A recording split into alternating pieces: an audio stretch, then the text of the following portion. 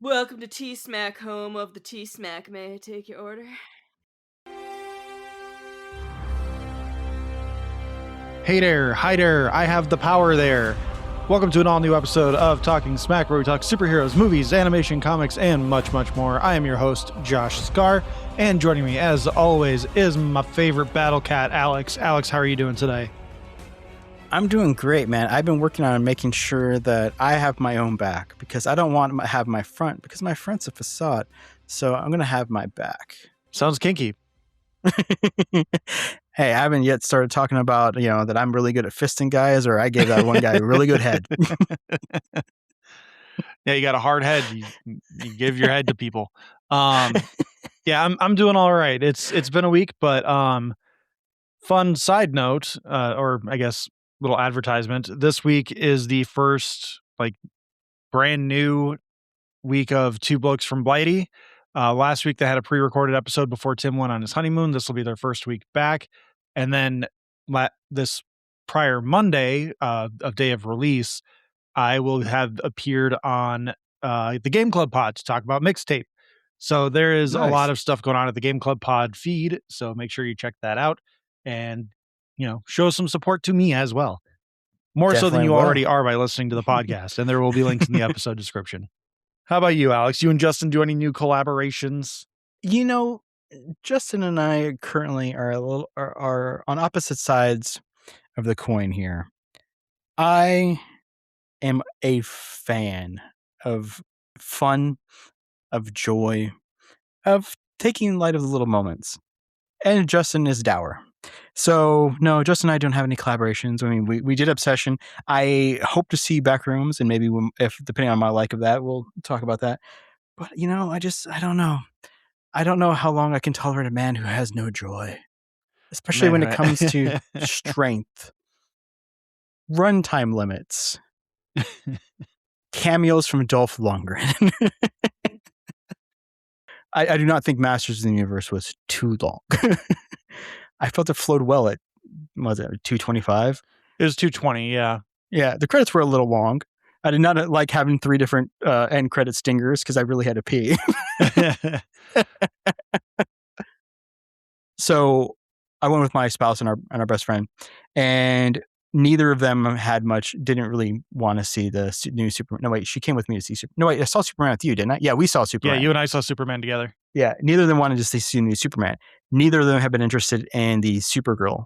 But we saw the story trailer for Supergirl, the new one where you actually see that the dog's been injured. There's some kind of revenge story with that lady who's traveling with her. And a little bit of Lobo. There wasn't much Lobo in there. There was a bar fight with him, and then they get in a fight in the street, and he calls her a dick from the bar, and she says, "That's what I call you." And he's like, "Fair." But this actually tells a story of the dog's been injured. She's looking for an antidote. The lady wants revenge against this bad guy. And when that trailer ended, both of them went, "Oh, that's what it's about. I'm actually interested in this now." Which is the last trailer. They've had 9 months of trailers, and they're like, "I don't care." Okay. But now that there's a story, they understand there's an emotional depth and moment.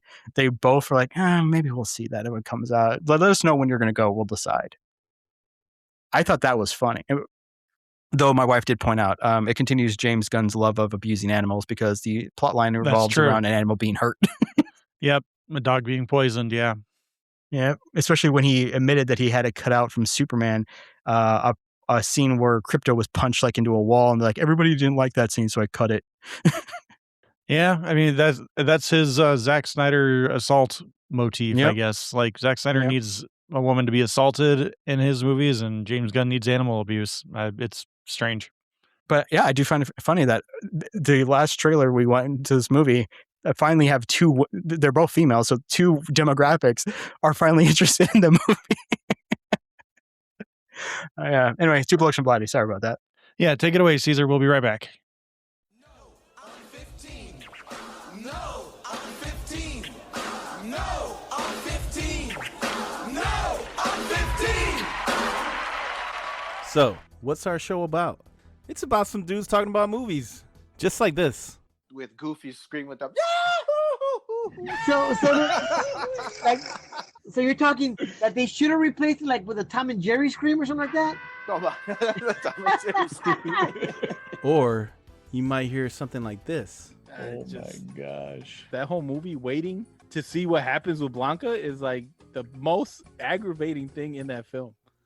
But for the most part, we talk movies from the 80s, 90s, and today. And if you grace us with your ear time, you might hear one of these 30-second gems like this. Yeah, I was gonna say I did not get a watch chance to watch this one this week. Give it to him anyways. Let We're it go. gonna give it to Ebert anyway. You ready? I'm gonna give you this. No, I'm gonna no, give you no. the 30-second review of Toronto Uprising. All right. Start the clock and then So give us a shot and listen to the No on 15 Allcast, wherever you listen to your podcasts. No, I'm 15.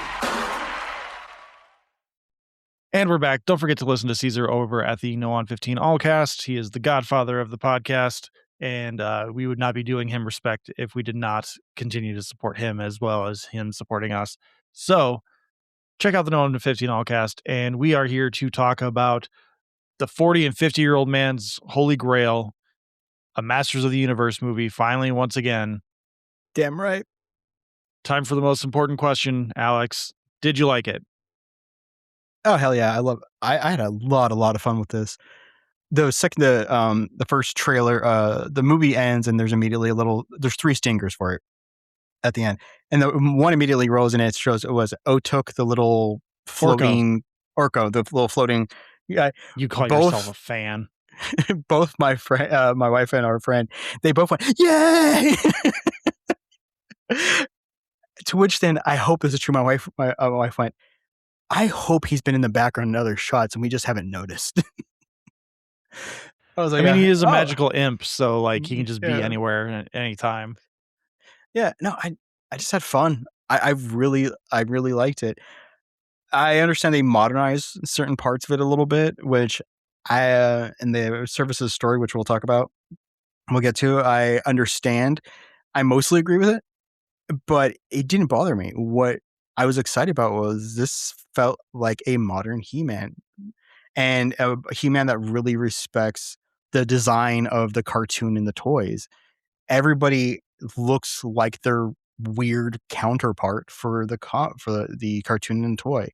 We're finally shedding the last of that late 90s, early 2000s. Oh, we have to make things look realistic. We can't give Wolverine blue and yellow in the hood. Everybody's black leather. We have to do that. And we can't give Doc Ock a moving face. It has to be a helmet. So that original design for the Willem Dafoe's Doc Green Ock, Goblin. not Doc. Sorry, thank you, Green Goblin. That behind the scenes where they had a animatronic They created mask an animatronic mask. Yeah, would have been so much better. That thing was horrifying. but then we lose out on the line from the Weird Al song, and he's flying around in that dumb Power Rangers mask, but he's scarier without it on. The monkey paw curse there. Do we go with an animatronic or do we lose that?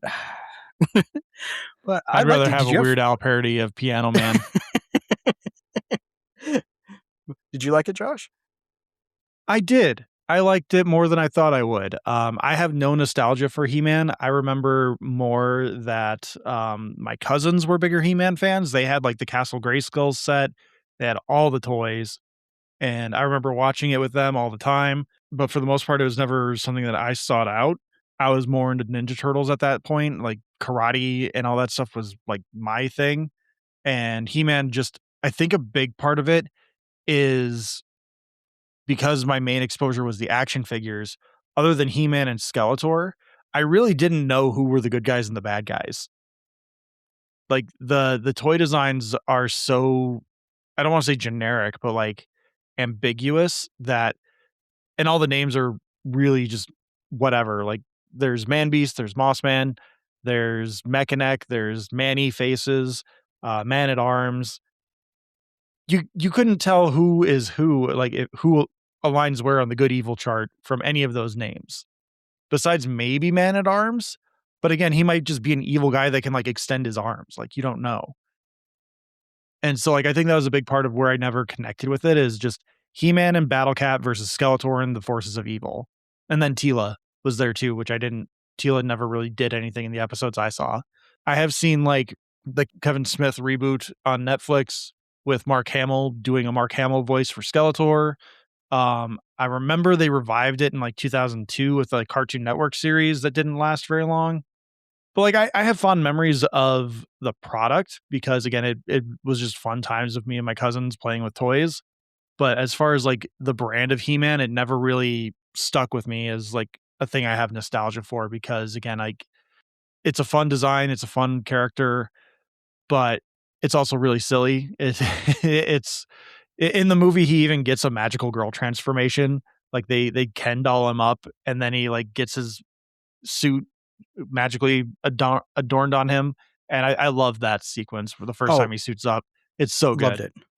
It is a fun time at the theater.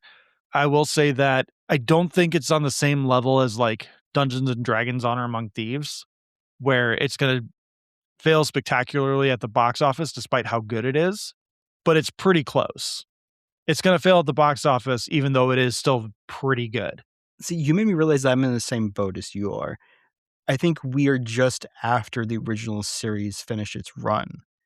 And so I think it ran from like 83 to 86 and I was born in 85. So like by the time I was watching TV and then like I was watching like Care Bears and then as I was growing like Ninja Turtles, Saturday morning cartoon stuff, like He-Man was no longer on TV. It was all like pre-recorded VHS releases and toys. We had Ghostbusters, Change Between Ninja Turtles, the Care Bears, the Jetsons, Saturday morning cartoon stuff. Starting to get into the Nickelodeon, Ren and Stimpy, all that stuff. So I was aware of the toys, and the toys may have been gifted to me by one of my older cousins. Which that makes sense because every kid had like 6 He-Mans and like 2 Skeletors. Like for whatever, like that was like just every boy just got that for their birthday for like 6 years in the 80s. Yeah. I have more memory of seeing the live action film because of being horrified by his like Skeletor rising out of the ooze at the end of it or whatever, or being kicked into it, or maybe it's both. Maybe he was kicked into something and he rose out of it at the end. But yeah, there's the post-credit scene where he pops up and he goes, "I'll be back." That's what it is. Yes. So I'm not strongly tied to it, other than I have good feelings about it. I have residual warmth from childhood of like the toys and seeing the cartoon maybe a few times. But this is not a franchise where I could sit here and be angry. We're like, well, that army was from the second wave toy line, not the original first wave. So I don't know why the second wave is being mixed with the first wave. That sword design is from the 90s limited run return. And so they really shouldn't. I can't do any of that. What I can do is confirm if this does enough where I cared about it, where I had fun, and would I like a sequel? And in terms of that, it was both for me. Where I think they might have made a mistake, because you did mention that this is not going to do well at the box office. We already have the early numbers. I think it's projecting 31 or 32. It's projected 30 million domestically. Yeah, it's for $170 million budget plus whatever the marketing was for this, which they went pretty heavy on the marketing. Yep. Another 25 million worldwide. It's getting its ass handed to it by Scary Movie 6, which is the Wayans brothers' return after being booted off from 3, not having anything to do with 3, 4, or 5. And that's shocking considering comedies do not open big. And this, in theory, should have been an easy neck and neck. It should have been an easy counter programming. Hey, He-Man's out. We're a few weeks past Mando and Grogu, so we should have a nice ramp here. But instead, Michael in its 6th, 7th week is doing like 25 million. Obsession barely dropped. It's doing another 25. Backrooms had a big opening. It's having a bit of a drop, so it's going to earn like 35. Mando and Grogu was gone. Scary Movie's huge. Is going to be huge this weekend. Yeah, they dropped Mando and Grogu like straight out of their IMAX agreement. They had like a 6 or 7 week IMAX agreement, and Disney like after 2 weeks are like, we're done. No. So it could easily end up in 4th, 6th place with 30 million, which for a summer movie isn't bad. For a summer blockbuster, that's a disaster. If they had trimmed the budget a little bit, like I really don't know where $170 million of this went other than like the visual effects and like the set designs, because this is a very like filmed on a volume or just very heavily CGI'd movie. So like because there's not a lot of celebrity in the cast, like not to the point where they're gonna break the bank. So I like the visual effects hold up pretty well throughout most of this movie. Like there are some shots where you're like, oh yeah, this is Roger Rabbiting a little bit. But for the most part, like it is pretty consistent at the very least. Like I'm wondering if maybe most of the budget didn't go into the Skeletor effect, because that is a really good character design, and the way the quote unquote face moves is really good. Like bravo to the animators for that. Skeletor looked amazing. That bodysuit is great. The staff looks great. I thought the voice worked. Am I kind of sad it's not the super high pitch? Yeah, a little, but I thought the voice worked. And yeah, the animation, because like it was a stiff skull, but yet they did little tweaks where some of the cheekbones would move in certain movements and the jaw rotation and stuff. You could see the jaw moving, and like it does like bend a little bit, so you can be like, oh yeah, he's making these noises with his mouth. I love the way the glowing little pinprick of the eyes worked when it was like flicking around the room, looking at stuff, not just, just a dull red glow. Yeah. I kind of wonder if the reason why the budget was so big is that they've been working on this movie for 13, 14 years. How many directors have they paid pay or play? How many drafts? I know they've had a few actors try out or like get attached to it a few times before it changed studios, because I think I read that this was originally like Warner Brothers, then maybe New Line. Netflix had it briefly because they picked up like all the He-Man rights, the Masters Universe rights, and then it ended up at MGM. So you're talking about trading a property back and forth with all that baggage for many years. I do have to disagree with you on a couple of things. The lens flare for the eye effect, I did not like it. It was a little distracting. It just made me think like the lens flare of it it kind of just distracted me, because it didn't make sense that there would be a lens flare from his eyes on the camera unless they were using like an actual laser pointer for his eyes or something. And it just it's too many layers of production design to be like, what if the eyes like lens flared the camera, and like wouldn't that be cool? Like in concept, yes, I understand the temptation of it, but I don't think it was necessary. I also will disagree that the voice is my biggest problem with Skeletor. I think the body language is on point. I think he is hamming it up properly as Skeletor with that. Mm-hmm. But he's talking a little bit like this, where he's just like, time to go and be evil. But then it's also got like a modulator on it, where he like add a little warble to it and like a little magic behind it. And I think if he was talking a little bit more like a Bane, maybe that would be more fun and campy. And it would add to the humor of the crescendo. That's the first joke of the movie, is him laughing and being like, I crescendoed. Time for you to go. I crescendoed and now you go. That part fell a little flat for me because he's in a different movie than everyone else around him with that voice and that part. Alison Brie is doing her best Rita Repulsa from 2017 Power Rangers.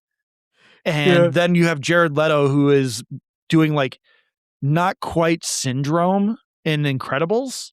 Like he's pretty close to that delivery, where he is like, I'm going to play it as straight as I can, but acknowledge the absurdity of it, because I'm someone who wants to be absurd, but I'm also very serious. And there's a fine line to make that work. And I can't remember the line anymore. I should have written it down when I was still fresh in my mind. But there was one line towards the end where I was like, oh man, if he had the Bane voice, or even like a little bit of a Captain Jack Sparrow-ness to the way he spoke, that line would have nailed it. Like that would have just been a perfect delivery. But because I think Justin said it's like a Patrick Stewart kind of thing, where he's being a little more posh and like almost Shakespearean with his performance, it didn't quite work for me. You said something that actually made me realize why I like it. You said that he's in a different movie than everyone else, and then so is Alison Brie kind of doing Repulsa thing with her evil Lynn.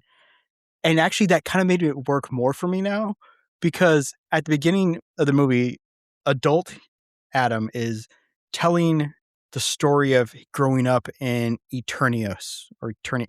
I don't know which one it is. It's called Eternia, but someone also wrote Eternios. I think he like wrote Eternios on the the box. region of where he grew up is like Eternios or something like that. Yeah, but like the world is Eternia.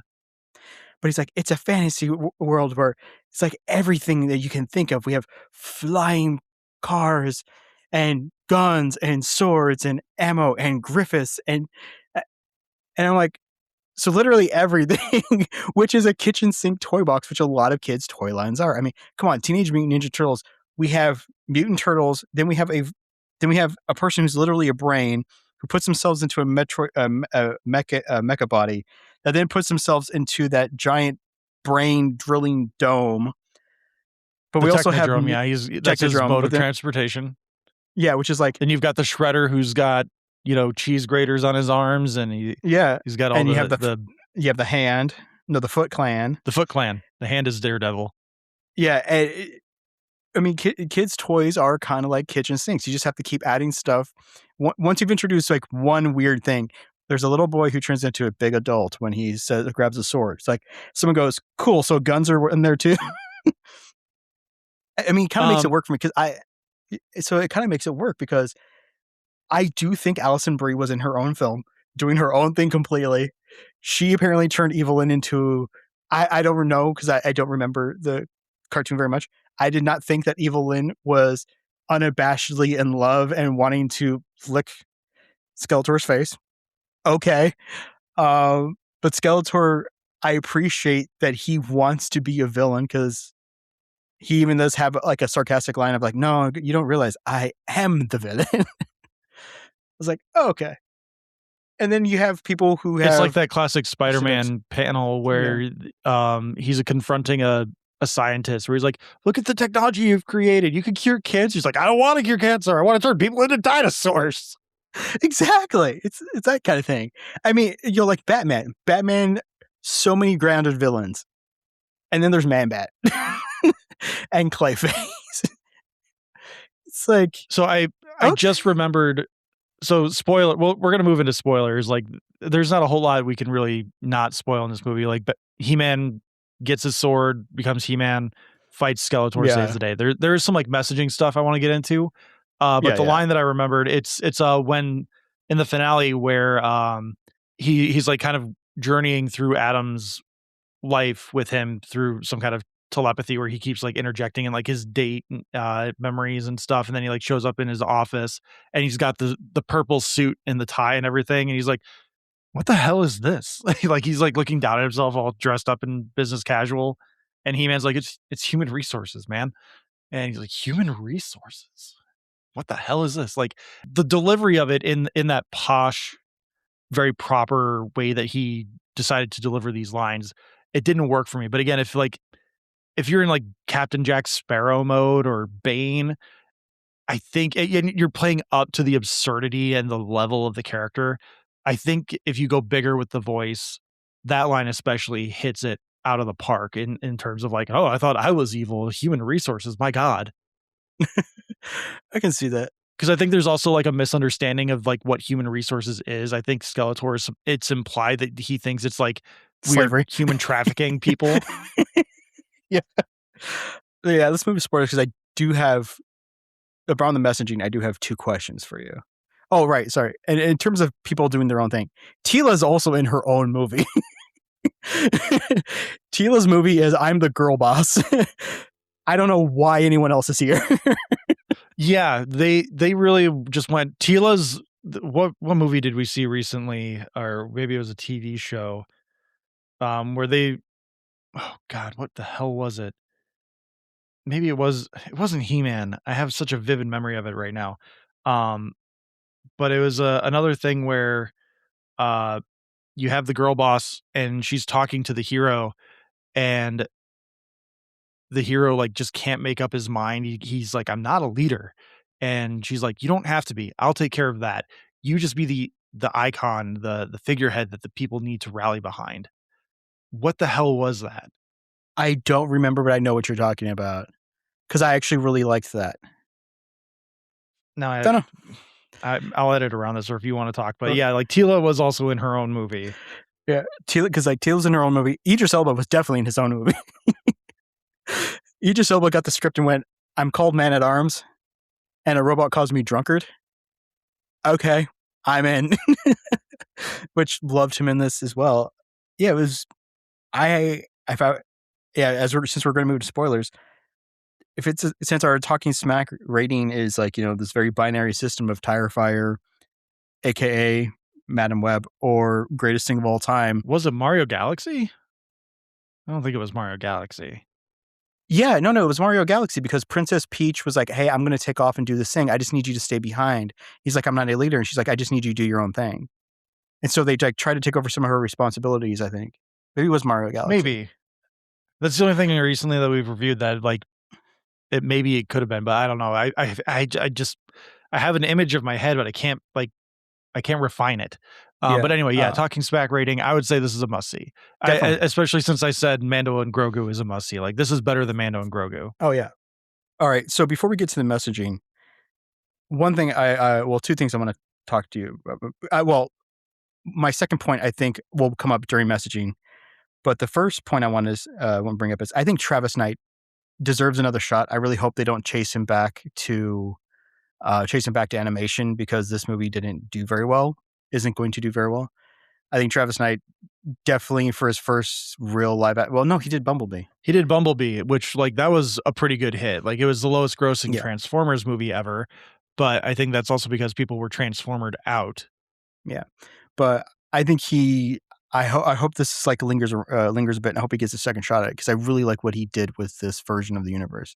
Yeah, same thing with the Dungeons and Dragons guys. Like I really hope the team behind that gets opportunities because they made a good ass movie. Mm-hmm. It's not their fault that they were making a project for way too much money for a demographic that is more or less dead men. Yeah. So I really enjoyed, you brought it up, the sequence towards the end. Skeletor is beating the heck out of Adam, has the upper hand, and he is venturing through Adam's life through painful memories as he's breaking Adam's will. I love. They're almost doing like a Total Recall where they're like, was he actually dreaming?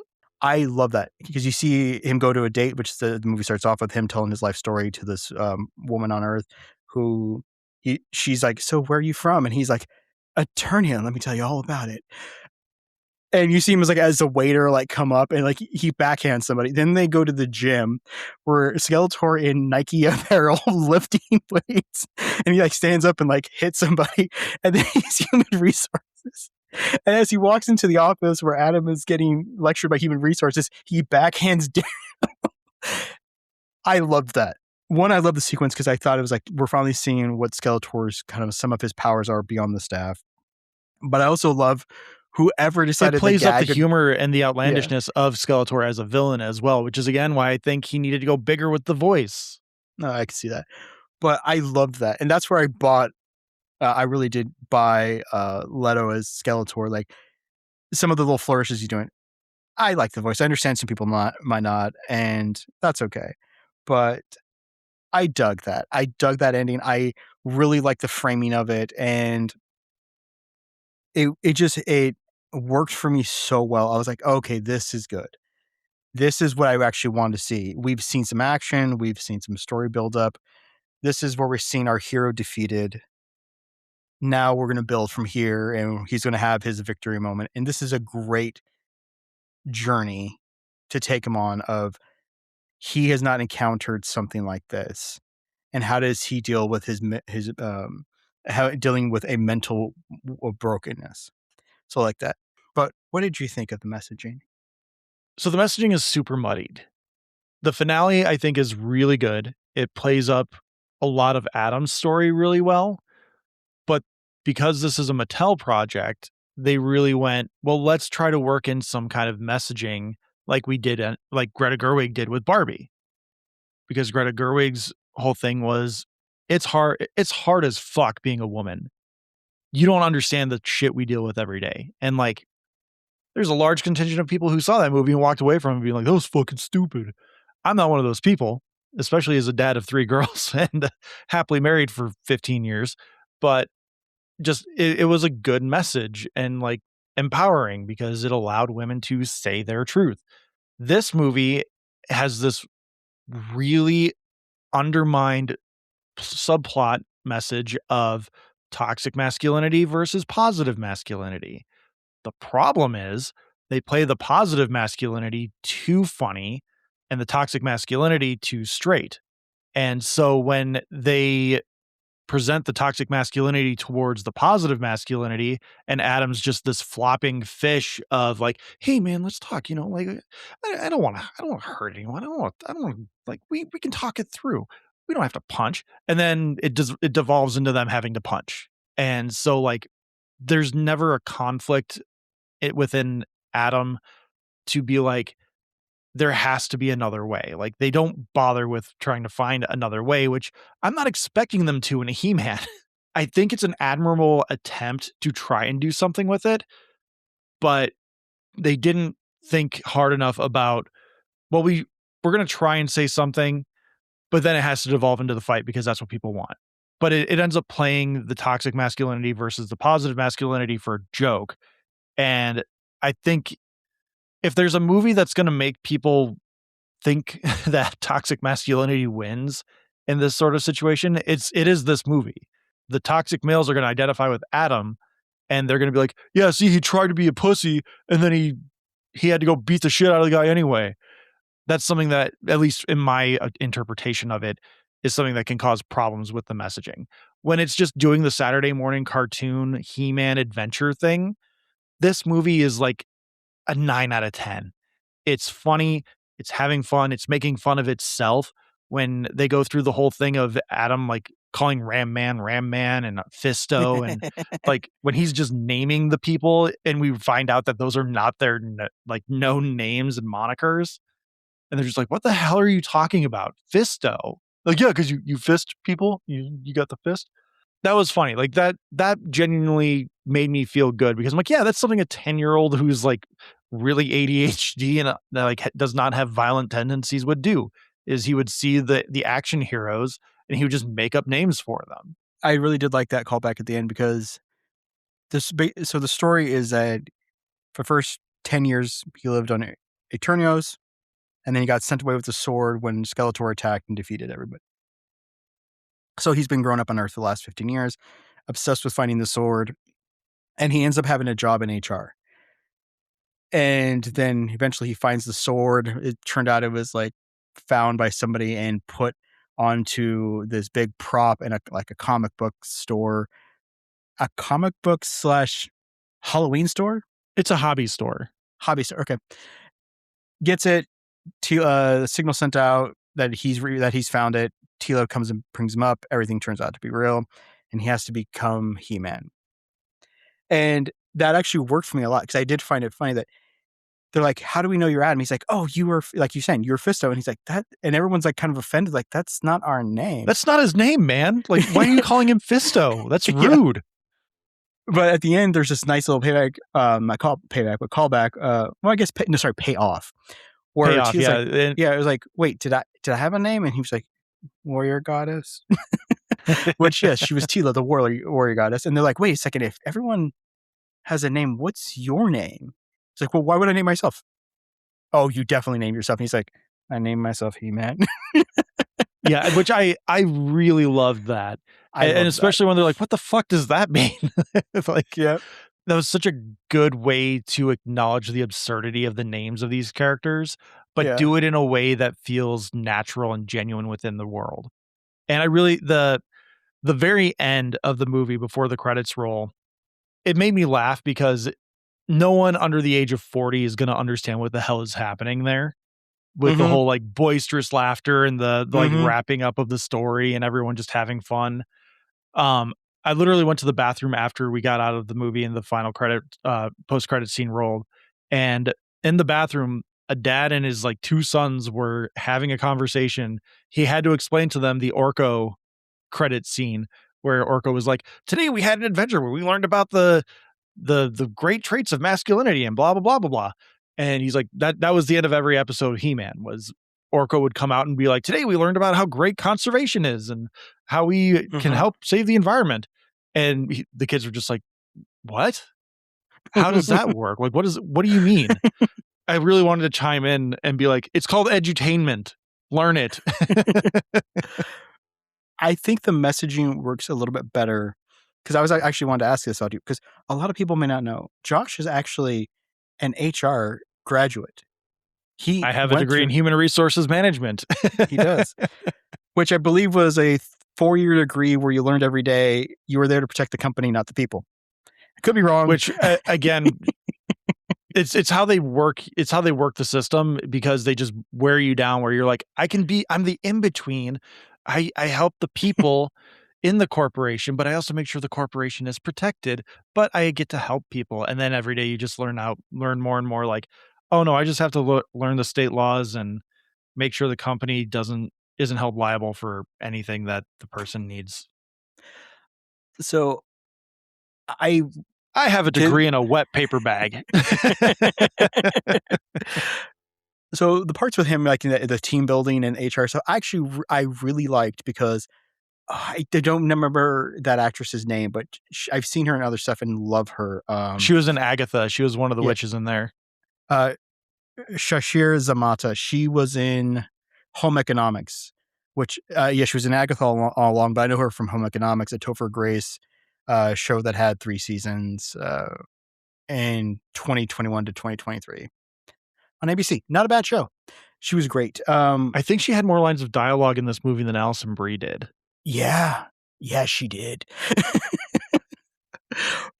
Anyways, I love her and how they're trying to play off how human resources, like, we're here to help, but not too much. We're giving each other warm hugs, not touching, consensually, like a little like spirit hugs. It was great. And I do think the messaging was a little light, but I think it worked better for me because the way the messaging worked over the whole, toxic masculinity, every problem solved through violence, is the way Adam gained everyone's trust was by reminding them of who he was and who they were to him.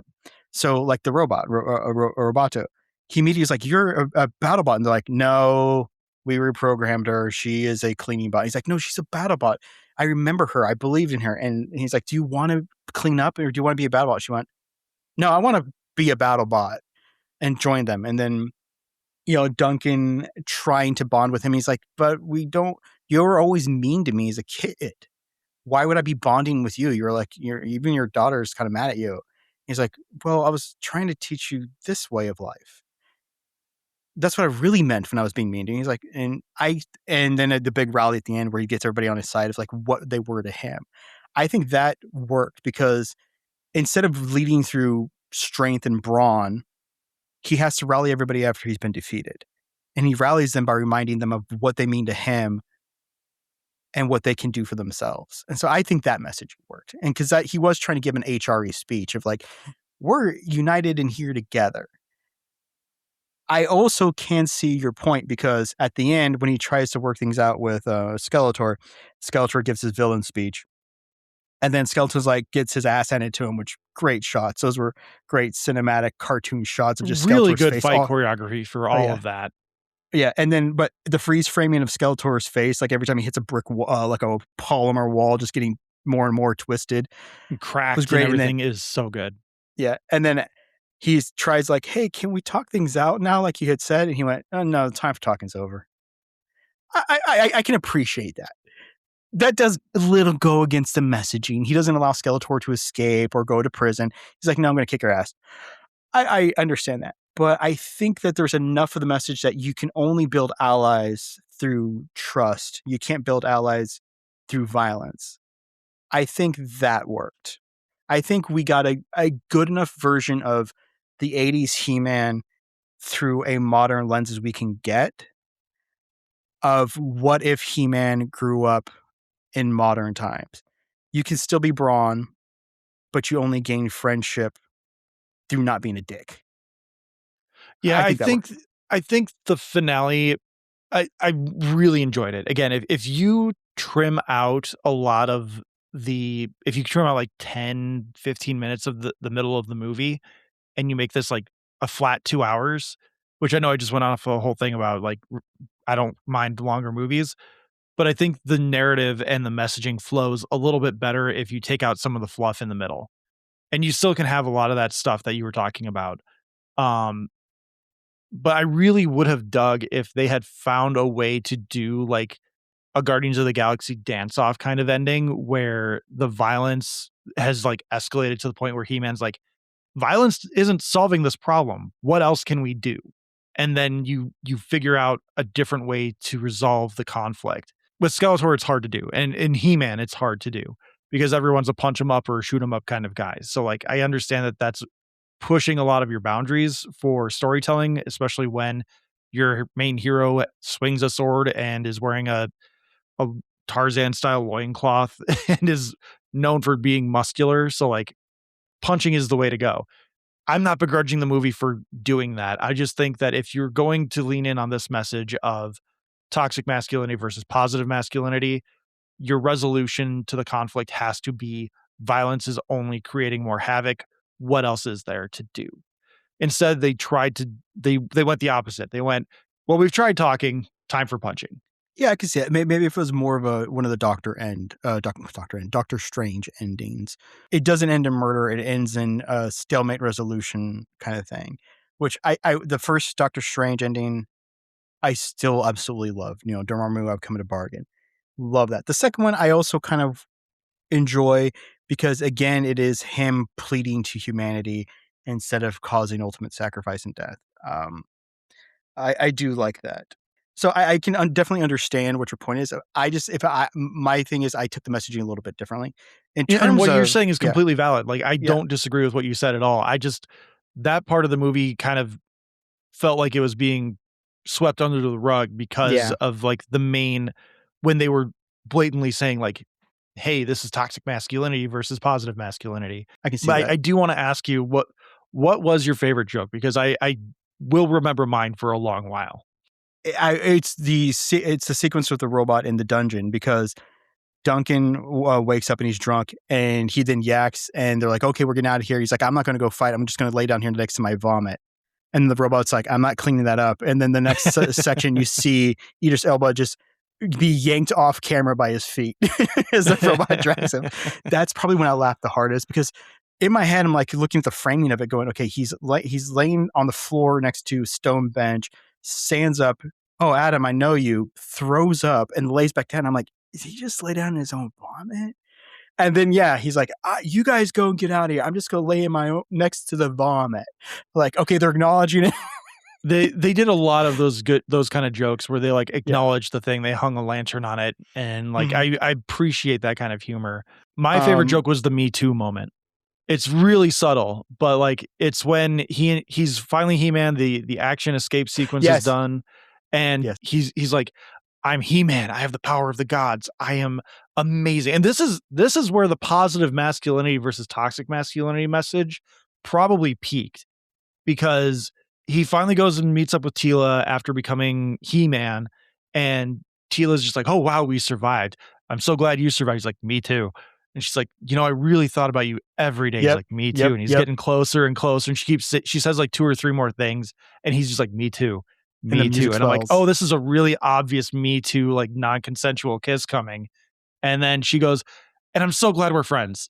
And in a lesser movie, he is heartbroken. Yeah. In this movie, because He-Man is a masculine, positive male, he is a good person. He's like, oh, she doesn't have romantic feelings for me. And I was just really excited to be reunited with this pretty girl from my past. I am glad we are friends too. We will never speak of this again. And he does not lay an unconsensual kiss on her. My favorite part of that is because the music in this movie is fantastic.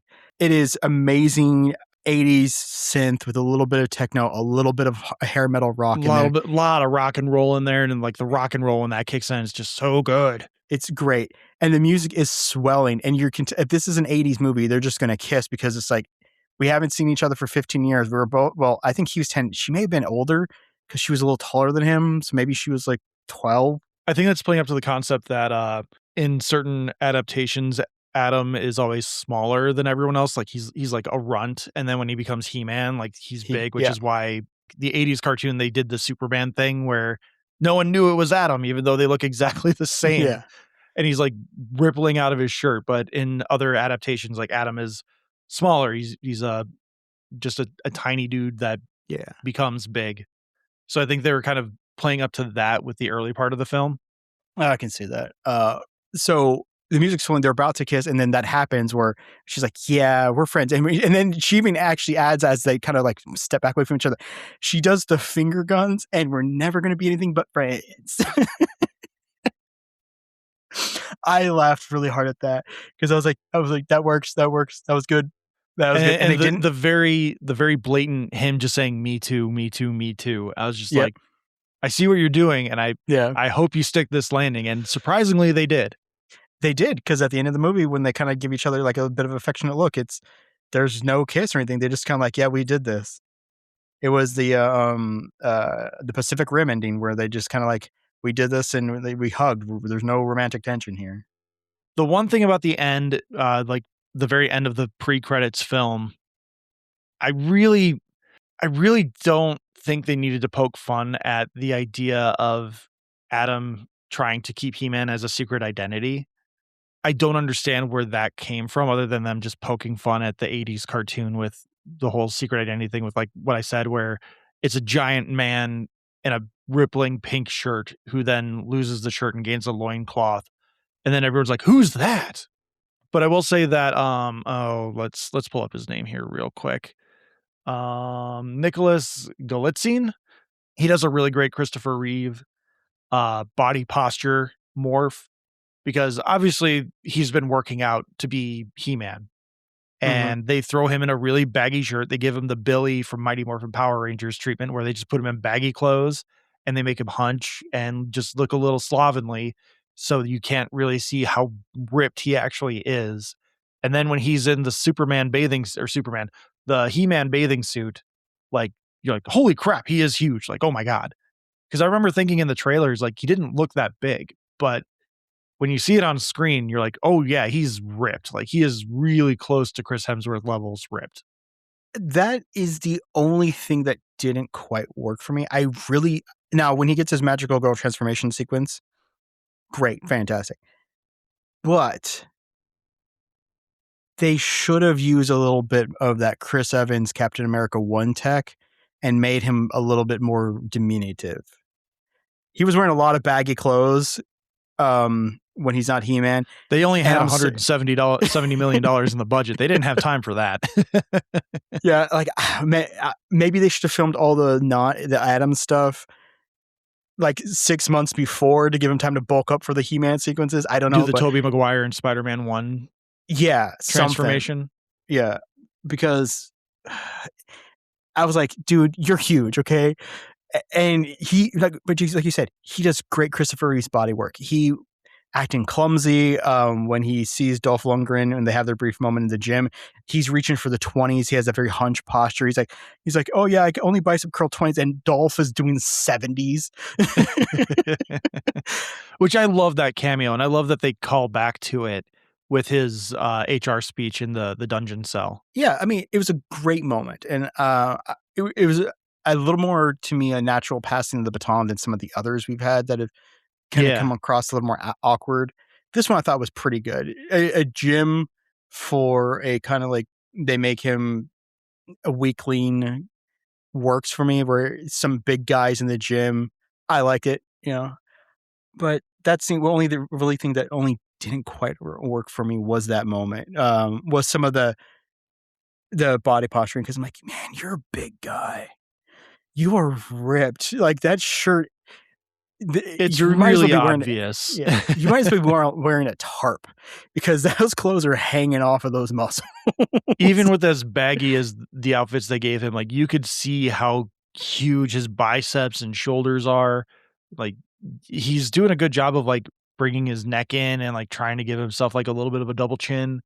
But the clothing and the wardrobe just did not work in the way that I think they wanted it to. And like you said, maybe they could have done a little bit of After Effects, even if they didn't want him to like do the transformation during production. Like, they could have just trimmed him down digitally in certain shots, and just, there are little things where it just wasn't quite right with that. Like, I agree, because he is very jacked, and they don't do a great job of hiding it when he's not He-Man. Now, on the opposite side of that, at the final fight where he realizes the power is within him all along, and He he gets the stands up Thor to Ragnarok ending. Yep. yeah, and he stands up to Skeletor, where they have him grow like 6 inches. That was cool.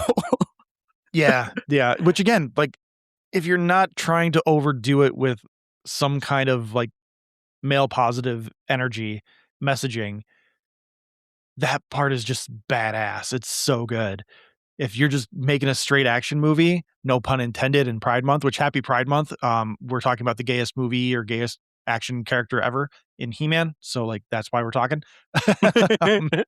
But no, legitimately happy Pride.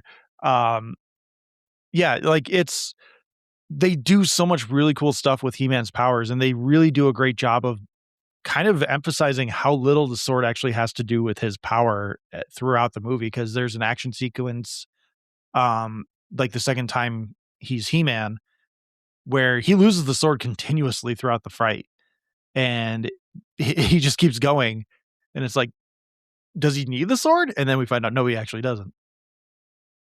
Yeah, I really just, other than a bit of muddled messaging, I think it's exactly what I want from a summer film. It's fun. You get some cheering moments. You get some good moments to laugh.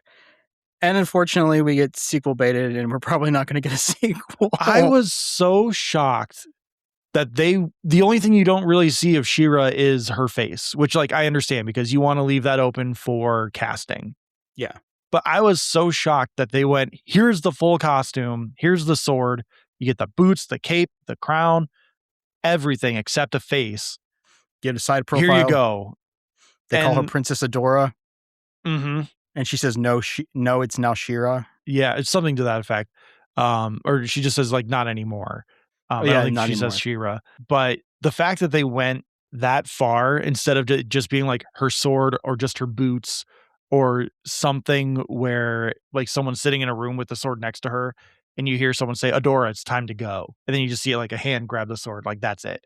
Like, they could have done so many different things to bait it without showing the costume.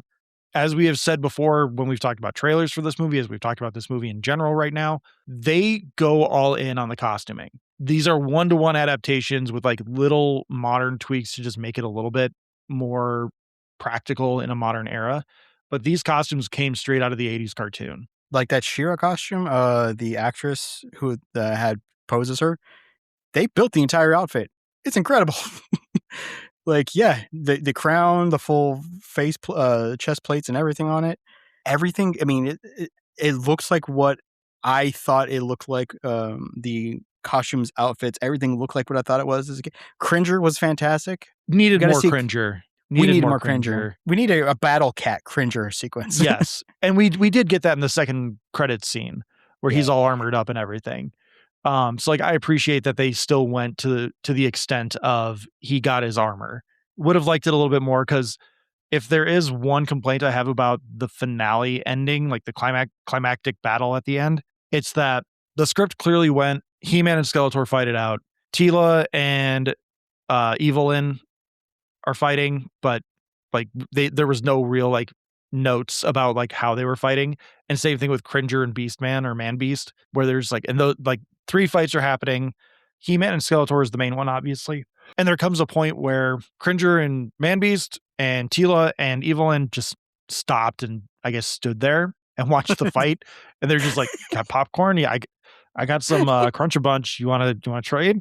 Like, it was just really awkward that they're all just standing next to each other, like watching this fight instead of like doing anything to help their side win. Yeah, because Cringer like leaps upon somebody, leaps upon that guy, Man Beast, Beastman, Man Beast, yeah, whatever. And they cut back to them when like the fight kind of like comes to like a halt, and Cringer's chewing on his head. Cringer's just got his head in his mouth and like not killing him, but he's just like, I got ya.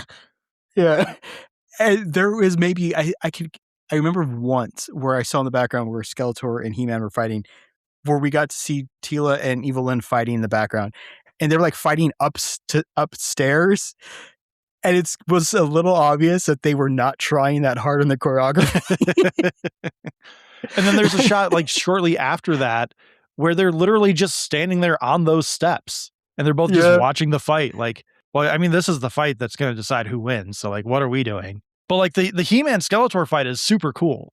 Oh, it's great. But like they just really didn't really care about anything else that was going on. And like Cringer versus Man-Beast, I'm sure that would have been very expensive to animate. So like I understand that one. You just get a little sight gag and that's it. Can't we see Teela fight Evelyn in some fashion, like more than just like a few moves and then Teela bests her by breaking out of her one spell that she uses? I don't know. That was strange. Well, it's going to be like pitch meets. It's like, oh my God, we're going to see Cringer and Man-Beast fight? Yes, off screen. Exactly. But no, I really enjoyed this movie. Like for other movies that I've enjoyed, I don't think that I've really talked as swimmingly as I have about this movie. It's just a lot of fun. I just think there are little things here and there that you didn't quite nail that you could have taken out in the editing bay just because it's like it's not there. But someone at Amazon at Mattel was like, "No, Barbie did so well because of the messaging. We need the messaging." And it's like, that's not why people are coming to He-Man. Oh, I will say my second favorite joke. Well, okay, actually, the Me Too one was funny, but my third favorite is Adam steals the sword very awkwardly from the hobby shop, gets into his car, backs over a mailbox. My wife went, "Well, that's a felony." I said the same thing. Like, that's a federal crime. And then he goes home. His friend's there, and he's like, is that the sword?" He's like, "Yup, it's my sword." He falls asleep because he can't make the sword activate. He wakes up in the morning, and the cops are standing like in his bedroom, like, "All right, we're leaving." And I laughed really hard because I'm like, thank you for having ramifications. He stole a weapon and ran over a mailbox. That's such a good setup to get him to where he needs to be, where he has a fight with Man-Beast out in the open, and they pay off the He-Man meme of Four Non-Blondes, what's up? And I was like, oh my God, they did it. Like that was up there with like Deadpool in the very first Deadpool with Morning Angel. Deadpool doesn't have a meme about Morning Angel, but like it's an absurd song to put into an action scene. And this like they pulled off a similar thing. And the final praise I will give this movie, it does not go back to Earth. Once we are in Eternia, we thought Earth that. can we fuck thought the end. off. Yep. And I was Earth so appreciative of that. 25 minutes? 20 minutes? Maybe. Yeah. Maybe Because 25 he tells at a most. story, awkward date, goes to his house, goes to HR, break in, back to the house. That fight's pretty long. Yeah, maybe 25 minutes in the movie, but Maybe. that's it. And yeah, they're done. Yeah. They're done with Earth. And like you could probably trim out some of that stuff. Like that could be some of the 10, 15 minutes you can trim out of the movie is some of that Earth-based stuff, which like The Roommate, I really appreciated him as well, where he's just like, Adam, you're cool, but you're kind of crazy, but I just don't hurt me. Okay. Like, and he's also another one of those, like that weird parody end of positive masculinity where he's like just constantly watching romantic comedies or romantic dramas. He's watching The Notebook. He's watching 10 Things I Hate About You. And like, that's fine. That's fun. I do the same thing. But he's sitting there with like a box of tissues and like it's too close to parody for it to be affirming. And that's my biggest problem with the messaging that they have for the positive masculinity. That's a good place to end it because I agree with you. I think that's pretty strong. All right. So what did you think of He-Man? What are you looking forward to this summer? Is there anything you want us to cover? You can tell us in the Discord. Alex, let everyone know about the Discord. Discord is tsmackpod@gmail.com. Please click the link below to join. It's where we post the majority of our news and our interactions, thoughts, feelings on basically everything. Like today, started watching Spider Noir. Damn, that's a good movie. And I'm glad it's not a movie, it's a TV show. And I'm glad it's getting traction. It kind of came out on May 25th, kind of went into this void of the weekend, but it's been climbing they up released the it on streaming their charts. MGM Plus streaming platform, which no one fucking has. No. And then 2 days later, they put it all on Prime. It's like, just fucking merge it to Prime. God damn it. I'm tired of all these corporations having multiple streaming platforms. Like every other country that's not America gets everything on Hulu on Disney Plus. Yep. But we have to have Disney Plus and Hulu because capitalism, baby. Yep. Don't forget ESPN. We have to have ESPN if we want to watch something live, any sports. Jesus Christ, yeah. you're gonna be started on a Star Wars if we keep going on that. But last week, I think it was like number 8 for Amazon Video. When I turned it on this morning, it's the number 2 show. It goes Clarkson's Farm, Spider-Man Noir. And I'm like, thank goodness. 1, Clarkson's Farm's back. It's fantastic. But 2, Spider Noir. It's really good. Also, our website Are is you like watching 80... in black and white or true color or whatever they call it? Oh, no, I'm going to watch it black and white. I might after... My man. I think after I finish it, I think I'll flip to color. But I do like that they have the option. If you click pause, you can flip if you want color or black and white. That's a cool option. And it'll just pick up right from where you paused it. But we also have a website. It's about 80% done. My first blog will probably be up on Thursday, I think. I want to write a little bit about my favorite movie of the year, this far, Obsession. And then Josh and I will start doing some trading back and forth, getting some additional longer form thoughts that aren't fit for the pod. Because they're supposed to be read. You can't read what you hear. So you can find the Discord in the episode description below. Thank you, Alex, so much for being here. As always, please follow us on the social media platforms Letterboxd, Blue Sky, Facebook, and YouTube. We are at Talking Smack Pod. Email us your thoughts, questions, reviews of movies you've seen, movies we're covering, whatever it may be. We are at tsmackpod@gmail.com. Thank you to Leo Allen for our musical themes. Thank you to Beppo for our original avatars, Retro Ale Studios for our Ricky avatar. Please like, subscribe, rate, review on your podcatcher of choice. Leave comments if you are listening on any platform that offers comments. And again, please review. Reviews help us out a ton. If you're watching on YouTube, subscribe. Doesn't cost you anything other than a button click. But Alex, there's a TV show out there that people should be watching. What is that TV show? And they should skip episode 8 of that TV show. Spider Noir? The Pit. Oh. Not so fast, Skeletor. Trees are some of our most precious resources. Who are you talking to? Your face! Ow!